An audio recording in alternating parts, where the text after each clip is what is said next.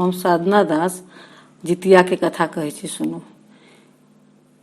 श्री गौरी कैलाश शिखर पर गणपति अंकम लय, शिव समीप सांजलि भय नत पद भक्ति अब दर्शाय। पुछलन नारी हेतु व्रत उत्तम कहू दशा दर्शाय, दया दर्शाय सुच चिरंजीव स्वयं सुहागिनी पावि हिया हर्षाय। सुनि शिव कहलन हर्षाय सुनु प्रिया अहाँ मान चित लय, आश्विन कृष्ण अष्टमी पाय व्रत कर जे धरि भक्ति दृढ़ाय। पुत्र कामदा मन मानू रहे सुहागिन युग युग, जे से व्रत करे रीति से ठीक पहिने सबक बुझब नीक। प्रातः शुचि से अवश्य नहाय, सूर्य अर्घ दी नाम तराय। कर कुश तिल लय लय संकल्प, 16 वर्ष उपासक कल्प। गाय गोबर लिपि ठाव समय प्रदोष निशा मुखयाम। आंगन में पोखर रचनी के डारी पाखरी रोपल थी, रंग बिरंगक पताका साजू पर धोय आसन पर राजू। साली वाहन पुत्र कुमार जीमुत वाहन कैस कह संसार, कुशक तनिक मूर्ति रच लिया जहक कलश पर धय लिया। जलक कलश पर धय लिया चिल गिदरनिक दुख स्वरूप, गोबर माटी स रची अनूप। दय सिंदूर सिंगार जे जाही, यही विधान सौ साके राखिए ताही। पाखर रुखोय गिदरनिक राखी चिला स बैसाय तरु साख। पूजी बांसक पात मंगाए, वंश वृद्धि पावे हर्षाय। चानन फूल द्वीप ओ दीप, पूजिए सविधि नैवेद्य अनूप। बर मांगे निश्चल चितलाय, जीमुत वाहन हो सहाय। देही पुत्र मोहि अचल सुहाग, धन यश पुर रहे भय भाग। वृद्ध वृक्ष श्रृंगारक ओ चिल्लिक ध्यान, बहु तोरा मरुभूमि महान। क्रम क्रम स सबके पूज लिया, उठी प्रदक्षिणा नोत दय दिया। कर जोई नत सिर करी प्रणाम, तखन सुनी ई कथा लीलाम। कथा प्रारंभ। चौपाई।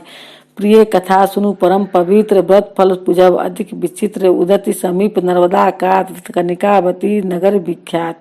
मलय के नृप राज विशाल, जीतल सकल नगर महिपाल।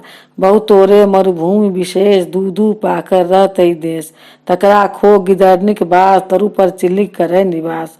बास समीप दुहु संग रह संग, सखी भाव स राखू उमंग। एक समय ई व्रत दिन पावी, पुर तई रात व्रत तरु तरब आवी। ता पूजल सब सहित विधान, जिमुत वाहन धय मन ध्यान।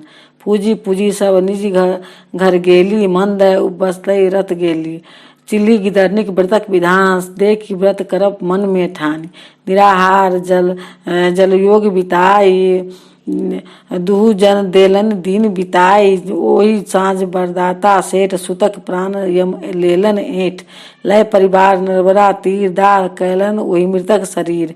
गरजय घन बरसय जलधार, सूझि गेल किछु नहीं अधि अंधकार। डाही जारी सब निज घर गेल, मुर्दा जरय मांस बिलोखी सुधा गिदरनिक नहीं रोकी पिरल। चुपचाप खाए बुझत ने आन, उपजय मन में एहन ज्ञान। चिली सखी सौ जागय होत, ई कर्तव्य हमर लखी लेत। निंदा बस हुनका बुझलिया, तखन एहन पतके पग दिया। की सखी सुतलहुँ पुछैत भेल, छी हम जागल से कहि देल। छन छन पुनि पुनि पूछै न जान, लेन गिदरनी चिलिक शंका मान। खाद साधी मोन कही नहीं बात, सखी कहत कि रही यही घात। की सखी सुतलहुँ पुछलन फेर, चिली करक नहीं किछु एही बेर। चिली कहलक नहीं किछु एही बेर, से निंदिय मन में लेलन मान। चित मिझाओल ले मुख पान। जरबा मांस भोजन कै लेल, किछु एक पारन धय लेल। देखलन चिली दुनुक चरित्र, मानल सखी क्रिया पवित्र। भोरहि कहल गिदरनिक बात, उठ सखी भय गेल प्रात। क्षुधा छलन अतिशय बदलल, करब नहीं पारन दिन कतेक चढ़ल। अति उदास चिल्ली चित भेल, की बर भूखल छी कहि देल। करू पारन मुँह मुस्काय, रातुक भूखल सहल नहीं जाय। सुनी गिदरनिक पारन कैल, मांस राति कोढ़र में धयल। चिल्लिक तरु तर ताकल जाय, पूजल अंकुरित बिछ बिछ खाय। व्रत पारन दुनु जन कै लेल, दुनु सुनु कथा आगा जे भेल। दोहा। कतेको दिवस पर देव बस दू प्रयागक जाय, मारन कैल अभिलाष दू राखल हृदय दृढ़ाय। मलय केतु नृपकृत्यो होय, भृंग जालिक चित चिल्ली चित चिंतल ततय दू अभिलाषित मित्र। गृहिणी नृप मंत्रिक हम होय, मानुज तन के पाबी। यही जन्म की सब कथा ततय बिसर नहीं जाए। सोरठा दुनू देह तजी देल तीर्थ त्यागी तन व्रतक फल, ब्राह्मण तनय भेल एके माय के गर्भ सो। ब्राह्मण भिक्षुक भास्कर नाम, वेदक ज्ञानक वस्तुक एहि गाम। तनिका घर के में जन्मल जाय, लखी कन्या दंपति हर्षाय। नाम शिलावती जेठक छल, छोट के करुपुरावती कही गेल। सुनी जनि बढ़ल चित प्रतिमान, जानू यथा चंद्रमा शीत प्रयाण। छली शिलावती गुण रज खान, कर सब कनन तजी गुणगान। कर्पूरा सन कनक समान, छल सुंदरता सोर जहान। मलय केतु निर्मोहित भेल, विधिवश के विवाहो भेल। रूप सजु कठपुतली, रूप इंकित नाचत रुचि अनुरूप। रानी के नेह अमरलता मानी, नृप तरु छदित छतय ज्ञान। टारी सकल नहीं रानी के बात, दुख पावे की सुख अगात। अति उत्साह से लाओ, महादेव देवी कहबाओ। सुख स रहितो दू गे, प्रति परस्पर बहिन सिने। क्रमपुरम स दू के भेल संता, सात सात पुत्र विधि के विधान। कर्पूरा पुत्र जन्मो लेत, झटपट के प्राणो तज देत। सातों पुत्र मोहिने मन शोक, मृत बत्स्या कह जगत के लोक। शिलावती के सुत जीवित देखी, रानी रखलई द्वेष विशेष। परख निक लखी जकर डाह, से अवश्य पावे सुख दाह। आसिन मास आबि पुनि गेल, जिमुत वाहन व्रत बुनि गेल। घर घर नागर कर उपवास, निज सुहाग सुत जीवन आस। शिलावती कर व्रतक विधान, जिमुत वाहन कै मन ध्यान। सविधि पूजति सब पुतहुक संग, सावधान व्रत नहीं हो भंग। दोहा पूजी चरण श्री नाय, करुणा कातर भाव सौ। दिलन विनय सुनाय, हित अभिलाषा व्यक्त कै। चिरंजीव मोर पुत्र रहे, सुयस जगत हो ख्यात। पुतहु सहित हमरो रहे, अचल रूप अहि बात। युग युग जीवत प्राणपति, पुतहु भगी वरदान। पीबी व्रतक फल, मंगल दिन महान। भ्रकुट क्षति देवता, ई जग में के नहीं जान। सबखन अभिमत भ्रकित, पुरन में रही ध्यान। बाम नयन फरकल, तखन बुझल पुरल मन काम। कैली विसर्जन जोरी कर नित्य सिर सबहु प्रणाम। चौपाई राजमहल में महती साज, रानी के हेतु सजल महाराज। रानी के मनो बहिन के डाह, के कर व्रतक नियम निर्वाह।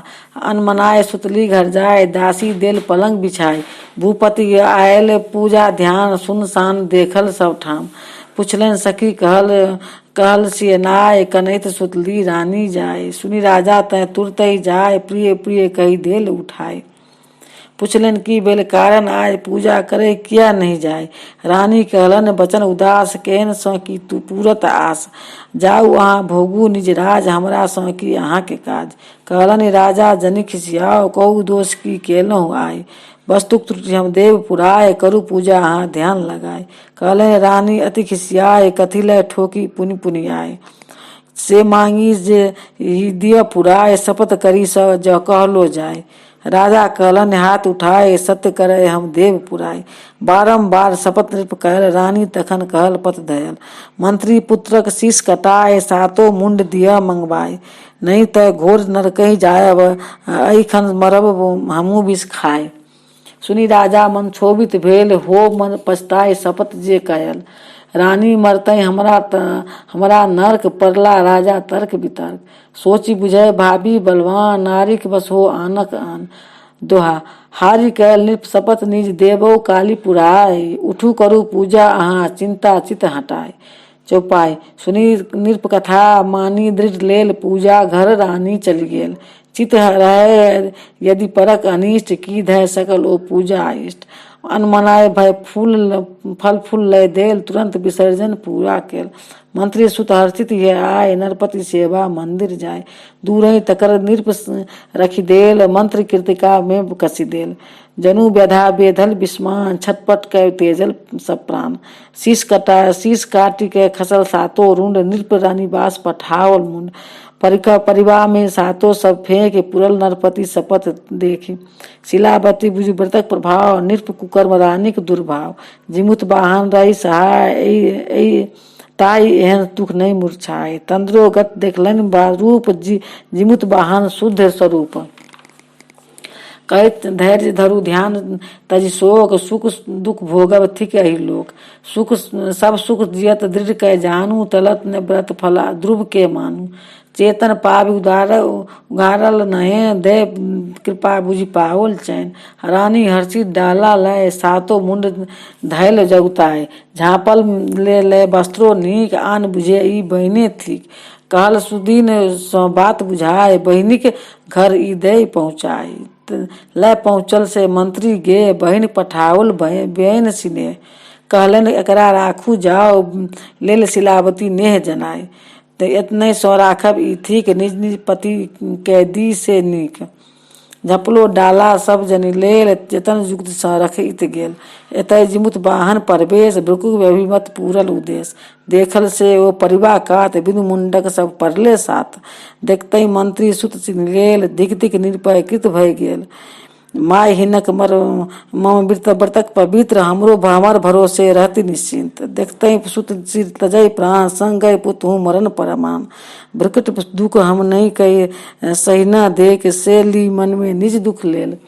तय हम देबै सबै जियाय जय हम राम भ्रकुट सुख दुख धरि दाय। माटिक मुँह सभक रच लेल रूपै राति भेद नहीं भेल। सातो घर आनल एक ठाम जोरल खंडे मुंड ललाम। प्राण प्रतिष्ठा मंत्र महान एक एक से कहलन कान। जीवी के सातो उठल तुरंत जना जागुन यामिनी अंत। भने जिमुत वाहन ई मारब शिलावती मुंड के राख। से सब ताल फले भय जाओ सातो सुत सौ रुचि सौ खाओ। जन सातो रछन भकुआयल भेल कोना ई बुझले न जाय। ताकि हमू घोड़ा चढ़ी लेल निज घर गमनक पथ धइ लेल। दोहा आगत निज पति जानी स पद प्रक्षाक लय कयल। क्षमित जाने निज हाथ में ताल बियनी सब धयल। स्वस्थ जाने आदर सहित बैन वस्तु दिल आनी। नृप गेयक थिक वस्तु ई अति विशेष मन माने। चौपाई वस्त्र उघार देखू कैताल पाकल सुरभित रसल रसाल। विधि बाजीगर कौतुक खेल राखल मुंड ताल भय गेल। सब जन रुचि स भोजन कैल कौतुक नृप करय पथ धयल। रानीक छल जे दुष्ट स्वभाव एतबो संतोष ने पाव। पर दुख देखब में सुख मानी परक नीक लखी दय के जानी। नारी के एहन स्वभाव से परिणाम एहन दुख पाव। मन में रानी करत विचार होयत बहिन घर हाहाकार। देखी मुंड खसतय मूर्छाए सबों पुतहु संग प्राण गमाए। देखी जा आ उदासी सब हाल कानत ओ सब कोना बेहाल। सुनते दासी कैल पयान जाय देखल तय आनक आन। मंगल गान निरत सब लोग ककरो मन नहीं विपत्ति के शोक। सातो सुत मंत्री लख गेल जीवित लखी चित विस्मित भेल। अनमन फिरी रानी लग जाय अद्भुत बात के देल जनाय। दोहा सुनते रानी क्रोध स पाकल सन बिलुलाय। क दासी स जाय के भूपति लाऊ बजाय। दोहा से सुनी दासी दौड़ल गेल रानी कथा निरपहि कही देल। नृप तुरंत आगत निवास रानीक नयन अनल सब भास। क्रोधै रानी चंडी भेल कत कुवचन भूपहि कही देलौं चोरक मुंड पठाए। सपनों सप्तों सो नहीं डरू हाय। अहाँ के स्नेह बुझब हम आब भग जोगनी सन तकर स्वभाव। मंत्रिक सुत जीवते रह गेल कै प्रपंच हमरा ठकी लेल। फुसिए अहाँ शपथ जे कैल प्रण विपत नरकक पत गैल। राजा कहलें सुनू मम बात व्यर्थ क्रोध स मन सो करू तात। यंत्र कीर्ति कही काटल मुंड फेकल परिवार के सब खंड रुंड। मुंड देखल कहाँ आँखी के पसारी सब श्री चिन्हलों मारम हिसार। जखने लय जग भरी कुकर्म से बचने से बेधर्म मर्म। अद्भुत जग के नारी चरित्र विधि विधान अति परम विचित्र। बुझ पर बहिन अहीं के चितलाय व्रत कैलन अति भक्त दृढ़ाय। जिमुत वाहन व्रत फल जान पुत्र अकाल मरम न मानु। तई प्रभाव सुख जीवित भेल व्रत फल बुझू प्रत्यक्षे कैल। आंग आ नहीं पुरल से व्रत अंग तय मिर्क बच्चे अहिमत भंग। रानी भूप कथा सुनी लेल मन मन क्षोभित अतिशय भेल। सोचते देखलन दिवस बिताए छन छन रहते मन पछताए। आयल पुण्य से दिवस अनुरूप जिमुत वाहन पूजा रूप। घर घर युवती पूज मन लाए नारी के मोद कहल नहीं जाए। शिलावती पुतु गण संग व्रत रत भेली परम उमंग। रानी कहल व्रतक उपवास मन में बहुत लगाओ लास। दोहा अपने ही चली हम बहिन के घर अतिशय प्रति जनाए। पारन संग गए करित हित विषाद हट जाए। चौपाई कसमस के कटलन रात दौरी दौरी खिड़की लग जाए। उठलन झट दय होते प्रात दासी के कहलन ई बात। जाय बहिन के कह बुझाए करब पालन संग ही जाए। ई हम अबते छी उनके गेस जग जानो परम स्नेह। शिलावती कहल से जाए से सुनी उतर दिलन सुनाई। कहलन आँख उचित नहीं थी कि निज घर पारण करबे थी। दासी फिर आयल निर्धाम कहल कथा के भेल ओठाम। तथापि रानी मंत्री निगे बुझ के जग ललन बहिन स्नेह। पारण वस्तु साजल कत भेल जाय ततय विलम्ब ने भेल। पहुँचल गेली मंत्री द्वार शिलावती गयल सत्कार। कहलन व्यर्थ कर कष्ट अहाँ कयल एहि पद के अहाँ किया पद देल। रानी कहलन अपन विचार संगय पारण हो व्यवहार। तय हम अयलौं अहिक अच्छे अगुताए मानी बात दिया आस पुराए। रानी अहाँ ई हट के त्यागू मोद ही राज भोग के लागू। रानी हट छोड़ल नहीं जखन शिलावती कहलन तखन। तट नर्मदा चली से नीक पारण ओहिठाम करबे थीक। सब मिली गेली नर्मदा तीर नगरक लोक के लागल भीड़। दूध नहेलन धारे पैस पहिर वस्त्र आसन सूची बैस। रानी कहल बहिन गौ बात लैलों किया नर्मदा कात। से कहू हमरा बात बुझाए से मन सँ संशय हटि जाए। कहल शिलावती हटनी त्यागू एके क्लेश अहाँ पायब आगू। हाँ करू ने से कहलन नहीं दुख जान बिनु कहलन दो गुण दुख मानू। कहलन शिलावती हट अहाँ कहल तय ई कथा कह पत गैल। ई पाखर तरुथिक पुराण के कही सकत आदि उत्थान। पूर्व जन्म हम चिल्ली रूप अहाँ छलौं श्रृंगारक स्वरूप। सुखोता ढारी ऊपर हम धयल गुदोदर में अहाँ डेरा धयल। सब दिन संगे बासे जान सखी भाव दू लेलौं मान। जिमुत वाहन पूजा प्राप्त नगरक नारी सब मम व्रत विख्यात। एतय आबि सब पूजा कैल पूजा वस्तु विविध सब लेल। देखल पूजा व्रतक विधान हम अहाँ ई कैलौं ई मन ध्यान। ई व्रतक श्रेष्ठ करू उपवास फल सुहाग सुत जीवत आस। दिन भर भूखले देल बिताए निज पद सुनलौं दूर जाए। मृतक एक के ठाम दे संस्कार गेल सब धाम। जरैत चिता मांस के देख अहाँ चित लालच बढ़ल विशेष। एक बेर दू बेर मोई पुछियो लेल जागल सी मोई कहियो देल। सुतलौं सखी अहाँ पुछलौं फेर उत्तर देलौं नहीं एहि बेर। निंदक बस में हमरा जान चिता मिझाओल ले मुखपान। आनल मन सुखाए किछु लेल किछु एक पारन लय धय लेल। हम जागल देखल ई वृत्त अहाँक मनक अधम प्रवृत्त। दोहा पारण करवा हेतु उत्सुकता दर्शाए। पौ फटतय आतुर अहाँ हमरा देल जगाए। पूजित अंकुरित विधि कह पारण तत हम कहल। आ मान सुखयल ततय जे धोधर धरी छल धयल। चौपाई मुइलों दुनू जनि जाय प्रयाग तीर्थ भाव सँ बर भाग। मरबा काल आस जे कहल ते ई नारी शरीरो धयल। हम बर मांगल आस लगा एहि जन्मक सुधि बिसुर न जाय। मृतक प्रभाव देव अनुकूल देखू पुत पुतहुक समतुल। मृत भंगक फल आँख थीक मृत बत्स्या फल पाओल नीक। और बात कहब कि आनी हमरा बातक परिणाम। एखनो धोधर में अहाँ जाओ मांसक खंड सुखाए लाओ। कथा जांचक हित गेल धाय लेलन तहाँ सँ मांस उठाई। मन में बढ़ल पाप ओहि जन्म कैलों बर पाप। जन्म कुकर्मक पद धयल गुरुतर बातक करबो कयल। सुत पद के में भेल नहीं मोह फुटल मांग अपन धन जो। जिमुत वाहन व्रतक प्रवाह सुत जीवित गेल छूटल संताप। पापय संग भोजन थिक पाप संसर्गे अपनो अदव्यात। तय पृथके पारण मन जान करल विषा निवारल नीके जाने। दोहा मानि गलनी बर मनहानि हारि के हरिपद के धरि ध्यान। जादू मन नर्मदा तीर में रानी त्यागल प्राण। बन वियोगे व्याकुले शिलावती अति भेल। भावी बलवान ई मनई मान धई लेल। मचल हाहाकार रानी त्यागल प्राण है। सुनी शोक समुद्र डूबल रूप भूप लखाए। दिवस बीतेत कैल विधि ज्यों से किए क्रिया कर्तव्य। मनई मानल अवश्य होइच जाहि दे भविष्य। शास्त्र पुराण कथा स नृप मन में जागल ज्ञान। नर तन धरि अवश्य कै मानव कर्मय में कल्याण। प्रेम अन्नमय करु कुकर्म जे खोदू सुकर्मक ताई। पाप अंश व्यापे नहीं तनिका नीति निरत मन जाय। छली नरेश के एके सुता रूप अनूप रूप सो। व्यापी देल ताही सो बसंत मंजू रूप भूप सो। दहेज दान दय विदा करत छोम आन के। सुपात्र हाथ दान सो प्रमोद चित मानु के। दोहा। गौरी स शंकर मुदित कहल कथा अविराम। करे नारी जे सविधि व्रत जीमुत वाहन ध्यान।